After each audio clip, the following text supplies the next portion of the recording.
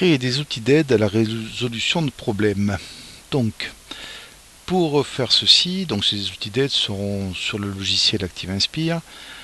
Pour faire ceci, je me suis inspiré d'un travail que j'ai trouvé sur logicieléducatif.fr qui reprend, comme vous le voyez ici, des problèmes, donc un texte de problème, une zone de résolution pour faire des essais, pour faire des graphiques, et les outils qu'il faut pour faire cet exercice, c'est-à-dire de quoi écrire, hein, de quoi tracer, dessiner, poser des crayons, puisque ici on parle de crayons, hein, on a l'illustration, de quoi prendre les prénoms, pour faire qui est à quoi, qui a quoi, et tout ça, et s'y retrouver, éventuellement accrocher des ficelles, et si on s'est trompé, éventuellement on peut effacer s'il y a des choses en trop, des traits en trop, voire carrément tout recommencer en remettant la page à zéro. Alors pour cela, donc tout ça, ça se fait en ligne, mais c'est quand même un avantage certain d'avoir sous la main cet exercice dans son propre logiciel de tableau.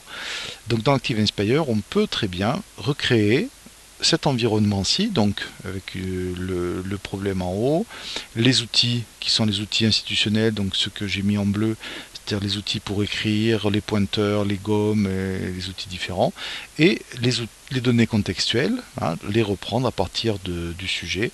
Donc ici on parle de poupée, c'est une poupée, ici on a le nom des personnes. Donc pour refaire ça, je suis reparti donc du texte, et ici j'ai remis la barre du jeu pour qu'on puisse comparer les deux. Donc on va aller chercher les outils. Donc les outils par défaut ils sont là. Ici je peux écrire, si je clique ici j'ai accès à la gomme, si je clique ici j'ai accès au pointeur, et ici je peux annuler la map page, mais bon ça demande, si je vais aller chercher, je peux aller dans les ressources ou aller chercher un média pour refaire.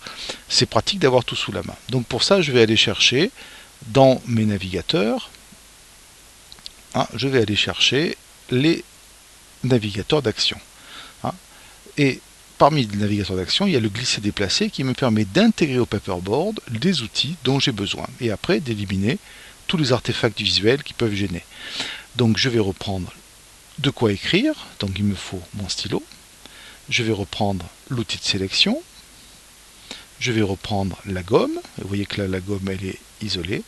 Et ce qui permet de rétablir la page comme je l'avais enregistrée, c'est-à-dire cette icône ici. Voilà pour les outils institutionnels. Maintenant, je vais reprendre les prénoms des deux personnages, Raymond et Jérémy, et aller chercher sur mon disque une image de poupée. Donc je vais les chercher dans les ressources. Il y en avait une dans les ressources qui sont livrées avec ActiveInspire. Je mets ma poupée à cet endroit-là, et donc j'ai fait déjà quelque chose qui ressemble à la barre d'origine. Ce qui me manque maintenant, dans la barre on pouvait reprendre, là pour l'instant je n'ai qu'une seule poupée. Donc je vais dire que, en faisant un clic droit dessus, ici je vais dire faire glisser une copie pour pouvoir avoir autant de poupées que je veux. Donc à partir de ce moment-là, je vais pouvoir prendre les poupées et les faire glisser. Je vais pouvoir prendre les crayons, entourer ce que je veux dire, hein, et dire par exemple, penser à reprendre, est-ce que ça c'est vrai que Raymond a 5 poupées? Ah oui, non, ce n'est pas vrai. Bien, donc après je peux continuer. Voilà, donc après je vais faire tout ça. Ça peut me permettre d'arriver à la fin à avoir une page générique comme celle-ci, hein, où on a tout sous la main et on n'a plus qu'à aller chercher et éventuellement mettre en copie pour avoir plein de mots, pouvoir aller dans le texte et rechercher les mots importants, les tirer, savoir ce que je veux dire et tout ça. Voilà.